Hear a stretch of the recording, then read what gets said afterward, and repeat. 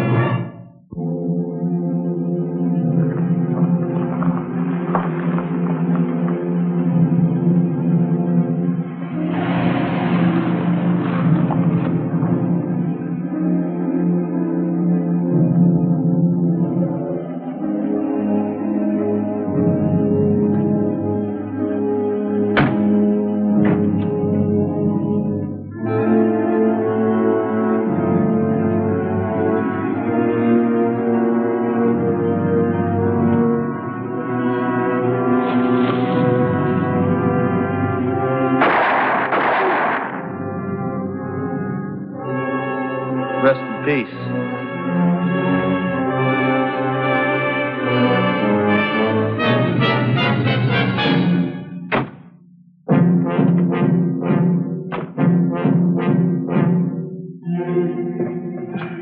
Dr. Larry. What is Morgan? Ferguson? How is he? He's still alive, but it's a miracle. One of the bullets hit the cervical cord at the base of his neck, and he's completely paralyzed. He can't even speak. What a break. What about surgery? Well, a top neurosurgeon's flying in from Denver. Should be here in a couple of hours. A couple of hours? Can he last that long? The doctor who examined him thinks he might. Oh, by the way, we put in a call to his wife in Silver City, but she seems to have disappeared. She could be waiting for him in Mexico. Well, if she is, we'll bring her back. Tom, get this story out to the wire service right away. Ask for complete coverage that Gantry's alive. Oh, but don't tell him that he's paralyzed and can't talk. That should bring her running. Might also bring the rest of the gang in to finish the job. Well, we'll put on a 24-hour guard around the hospital. What about in here? Yeah, go ahead. It's all right.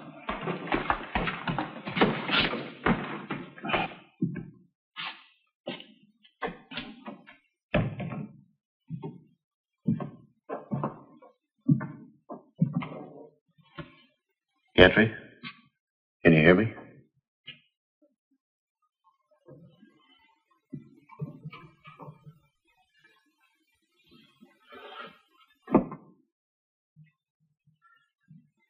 Blink your eyes again. Now listen to me carefully. Blink your eyes once for yes. Twice for no. You understand? My name is Frank Morgan. I'm a United States Marshal. I want to ask you some questions. Do you want to help us get these friends that did this to you?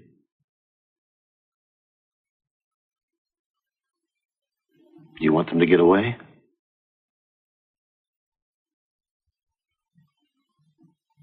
I can't understand you. Well, you can't answer that. Were you running off to Mexico to meet your wife?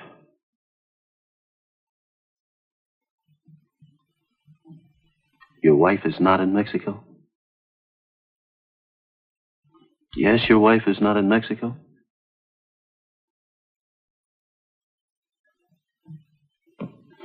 Look, Gantry, I'm trying to help you.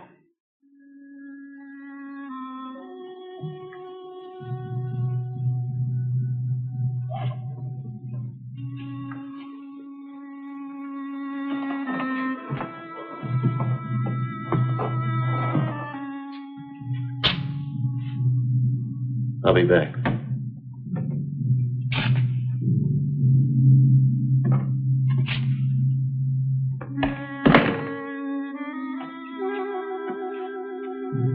Well, what happened in there, Marshal?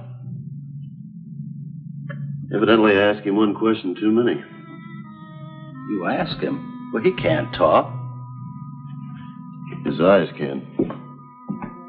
The body of James Gantry, armed guard who escaped with more than $500,000 from an armored car in Silver City, New Mexico, after killing his driver, was found early this morning on the highway just outside of Marshal. Although 2 bullets had entered his body, Gantry is miraculously alive. Okay, thank you very much. That was a lab report. The bullet that passed through Gantry's body was from the same gun that killed the driver of the armored car. Well, it still leaves us no place. At least we're getting full coverage from radio, press, and TV. Well, they usually come through when we need them. No word from Mrs. Gantry? Have to give her a little time yet. It's one thing we don't have much of, Frank. You want to take a break, Waters? Oh, no, it's all right. Oh, the staff medic just took a look at Gantry. No change. That's the most we can hope for.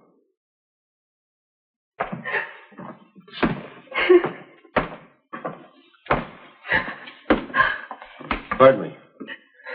Are you Mrs. Gantry? Yes. I heard the news broadcast. This is Marshal Morgan, Sheriff Waters. Can I see my husband now, please? Yes, in a moment. We tried to call you in Silver City. Jim made me come with him. I told him I didn't want to. I asked him to give himself up, but he said it was too late. Who did this to your husband? I don't know. He never did tell me who was with him. I just know that he was more afraid of them than he is of you. Can I see him now, please? Of course you can. Where are you staying?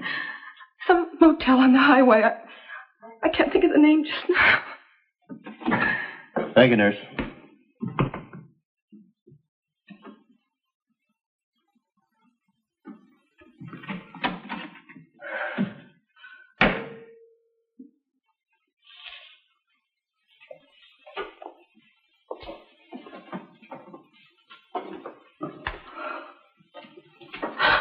Oh, Jimmy.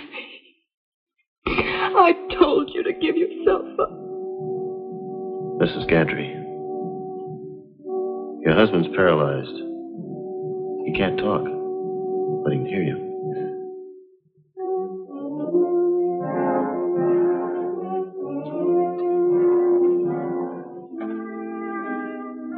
We're flying a specialist out here from Denver to operate. Now, he could save his life. Might even restore his voice.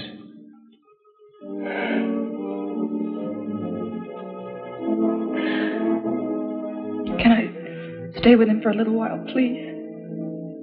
I just want to sit with him, please. All right. I'll be right outside.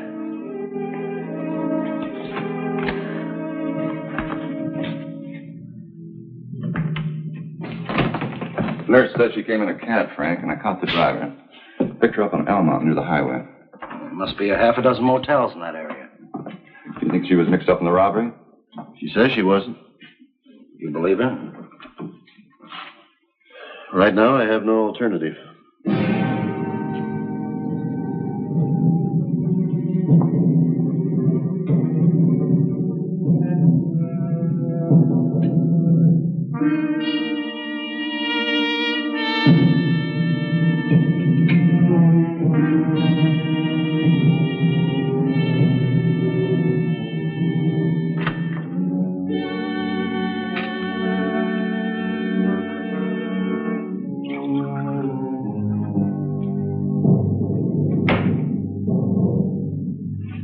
Well, I have some good news for you. Specialist just arrived. Oh, thank heaven. You look like you're ready for the hospital. No, I'll be all right. Marshal, do you think the hospital has an extra room? I'd like to stay as close to Jim as I can. All right, I'll check it out.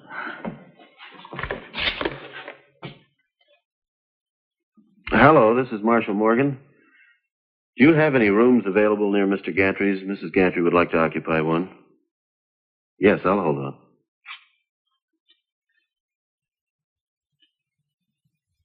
Yes. Oh, fine. Thank you. Thank you very much.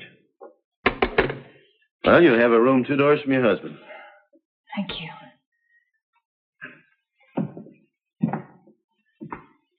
I'll be back soon, darling.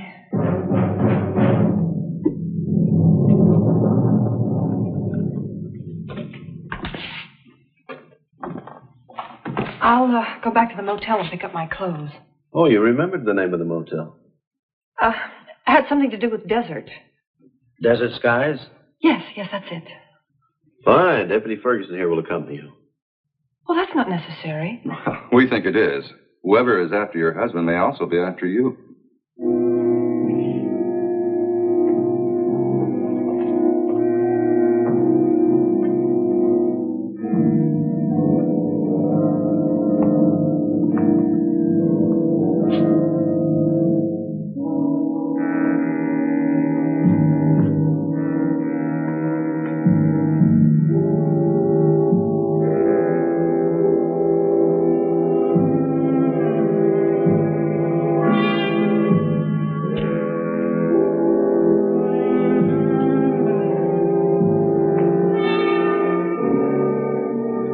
Have the lab boys check this glass for prints.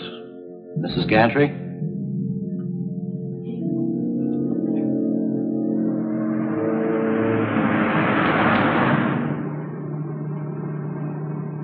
Why don't you knock off for a couple hours? Doctor says it's going to be a long operation.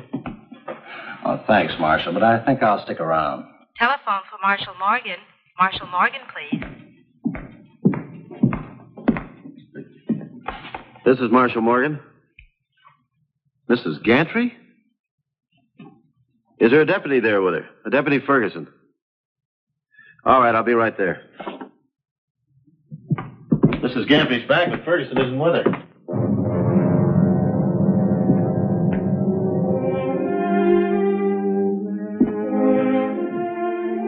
Marshal Morgan? Yes? Well, I'm Mrs. Gantry.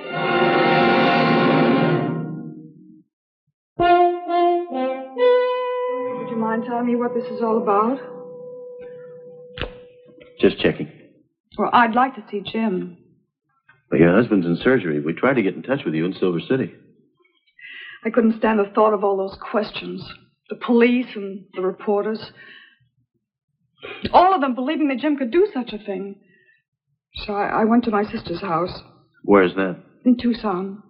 You mind telling me your sister's name? Ellen Seeger. Mrs. Seeger on Whitlock. Frank? We can't get in touch with Ferguson anywhere. All right, you stay with Mrs. Gantry.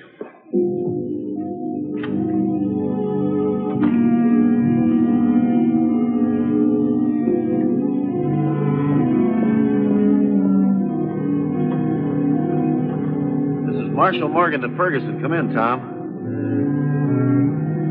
This is Morgan to Ferguson. This is Marshal Morgan calling Ferguson. Come in, Tom. Tom, can you hear me? This is Morgan calling you.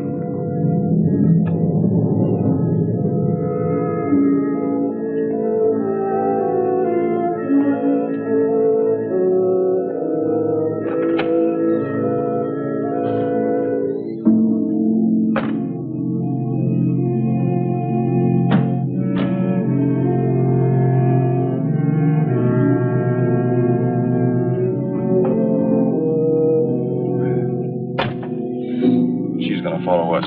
Let's go. Marshal Morgan at Tucson Control. Tucson Control. Go ahead. Check with the Mrs. Ellen Seeger on Whitlock as to the whereabouts of Mrs. James Gantry. Roger. You better send a unit over right away to the Desert Skies Motel to meet me there. Ooh, we're playing this one with a stacked deck. Let's roll.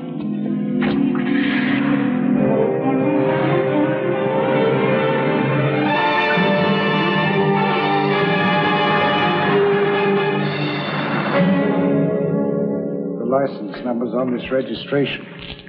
And Mr. Sanford got into your deputy's car.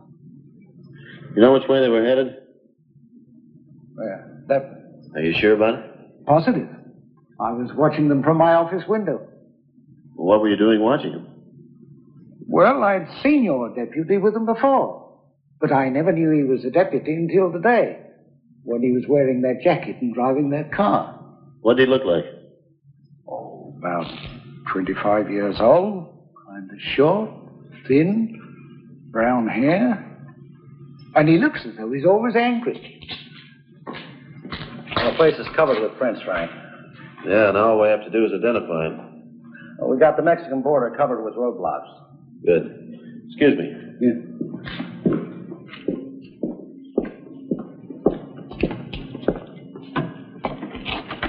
This is Marshal Morgan at Tucson Control. This is Tucson Control. Alert all units to be on the lookout for two vehicles. Number 1, light four-door gray sedan, New Mexico license, 2 Robert 53, occupied by 1 female suspect.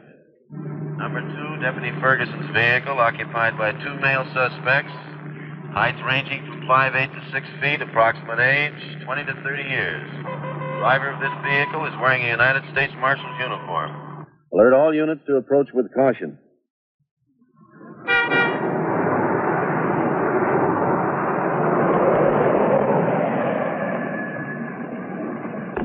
What's the matter? Kip's kind of nervous. He just heard his description on the radio, and yours, too. So what?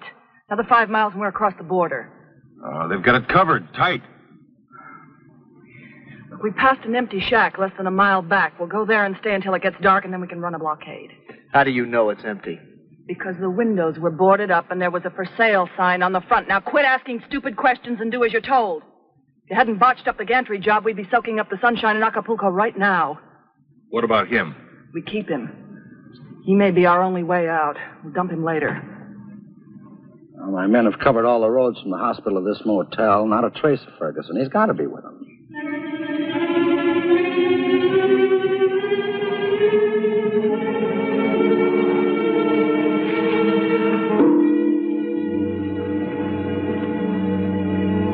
Tucson Control to Marshal Morgan. This is Morgan. Go ahead. Fingerprints on hospital water glass belong to Clara Regan, female, age 25, height 5 feet 3 inches. Prior felony record. Convicted of grand theft money and armed robbery. Released from prison 3 months ago. All of her arrests involve her husband, Max Regan, who was also released 3 months ago. All right, alert all units that Max Regan, Clara Regan, and the young man are wanted in connection with the murder of the driver of the armored car in Silver City, New Mexico. And also for the kidnapping of Deputy Ferguson. Roger. All right, so they know who we are, but they don't know where we are. What about him? I think I cracked this. Leave him. Come on, let's go.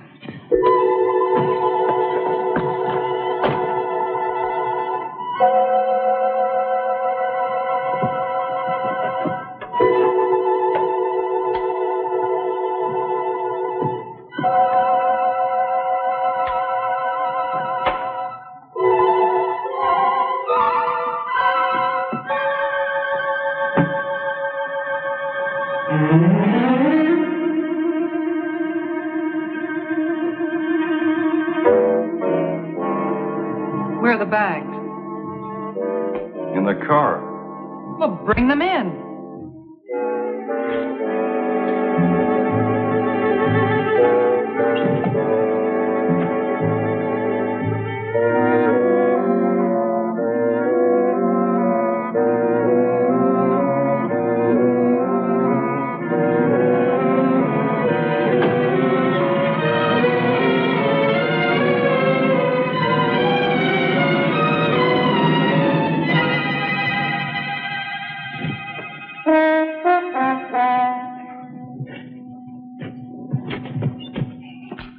No word from the checkpoints. Maybe they've passed the roadblock. Yeah, maybe they haven't. Remember that cutoff that leads back into Tucson? Hey, that's right. We got about 2 hours of daylight left. Now maybe we can pick up some by moving after him. You take the Tucson cutoff.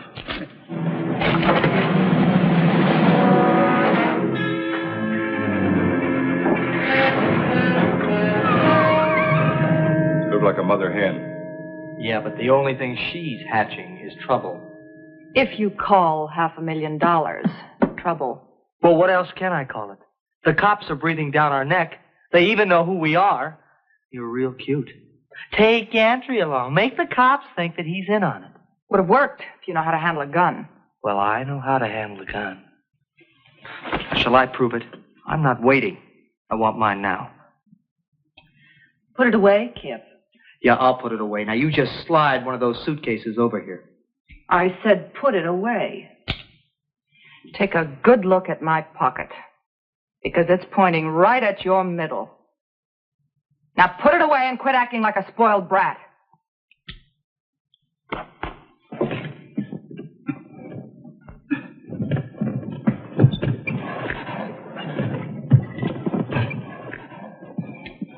Deputy Ferguson calling. This is Tom Ferguson. Tom, this is Frank. Repeat where you are. I'm near an old shack with a for sale sign on it. Just off an altered highway near the Mexican border. I'll find it. Are you all right?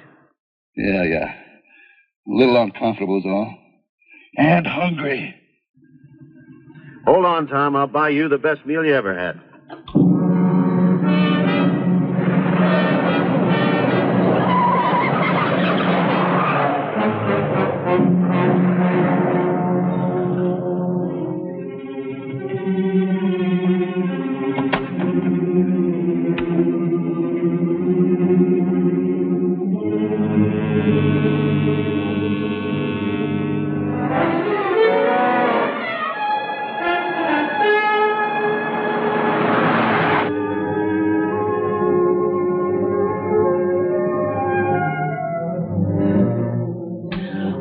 You want something to do? Get out there and check that character in our back seat.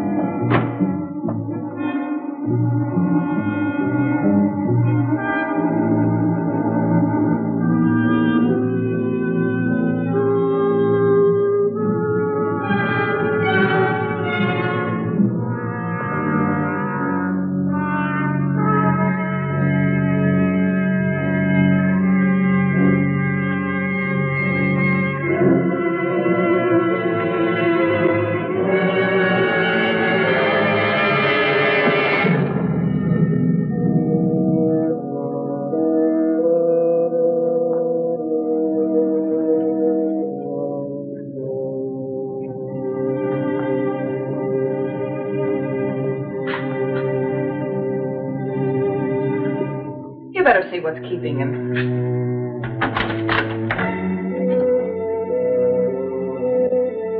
Yep.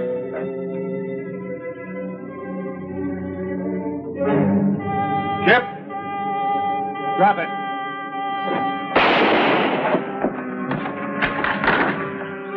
That deputy must have broken loose.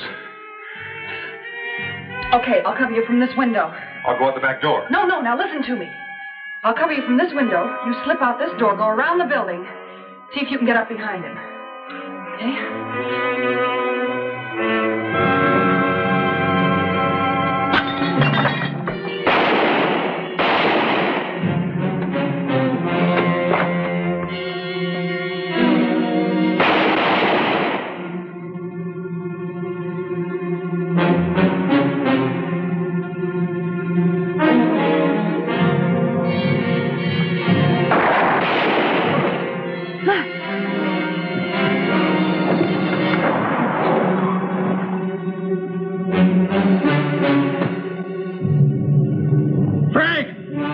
Still in the shack.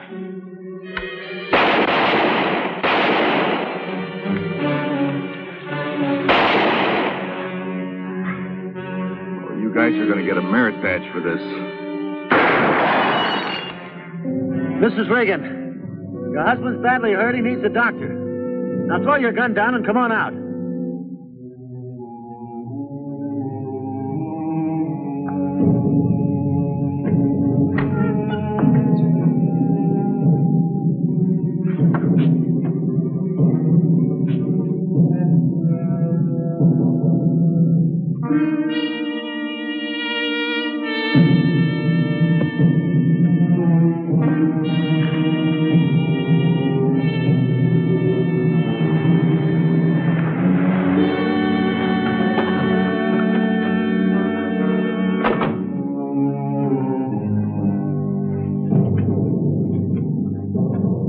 You okay, Ferguson?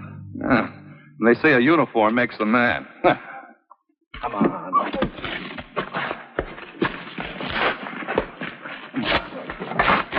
By the way, Frank, I got word from the hospital. Gantry's operation was a success. Good.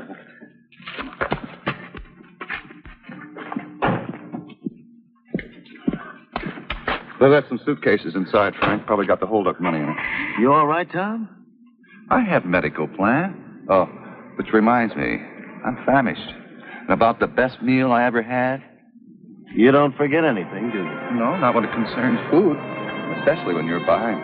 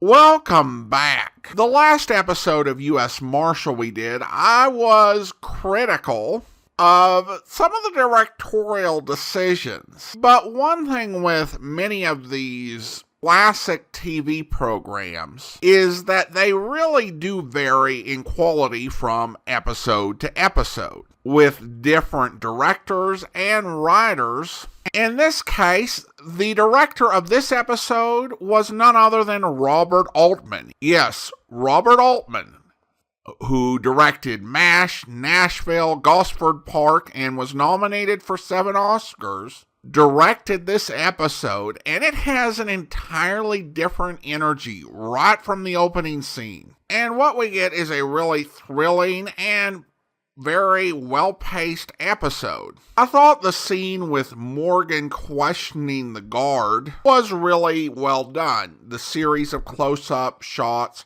helped the audience to just be able to focus. It does show a little bit of the challenges of questioning when you're limited to yes or no answers, particularly in Morgan's case because he had made assumptions about what was true, i.e. that the guard had been in on the robbery, which wasn't the case. And that kind of confused the whole process. When his first question probably should have been whether he was actually involved in the robbery. That and failing to check the ID of the fake Mrs. Gantry were big mistakes on Morgan's part, but not ones that he actually ended up having any consequences for, because he was up against crooks who essentially had bit off more than they could chew and made their crime far too complicated with trying to frame a guard for being involved. If they'd been smart, they probably would have just run for the border very quickly. And of course, that opened an opportunity for Deputy Ferguson. This is a reminder that while a program might focus on the lead U.S. Marshal, the work of the U.S. Marshal Service is rarely about the person who's been confirmed by the Senate, and more about the rank-and-file deputies who are very good at their jobs. And if you make a mistake, like relying on the junior member of the criminal enterprise to tell you that you don't need to worry about the Deputy U.S. Marshal, they will make you pay for it. And of course, they'll make their boss pay for dinner, and Deputy Ferguson certainly earned it in this episode. That's all for this episode. Join us back here next time for another episode of Public Domain Video Theater. In the meantime, send your comments to box13@greatdetectives.net. Follow us on Twitter at Radio Detectives and become one of our friends on Facebook, facebook.com/Radio Detectives. And if you like these videos, you can become one of our patrons at patreon.com/Radio Detectives. From Boise, Idaho, this is your host, Adam Graham, signing off.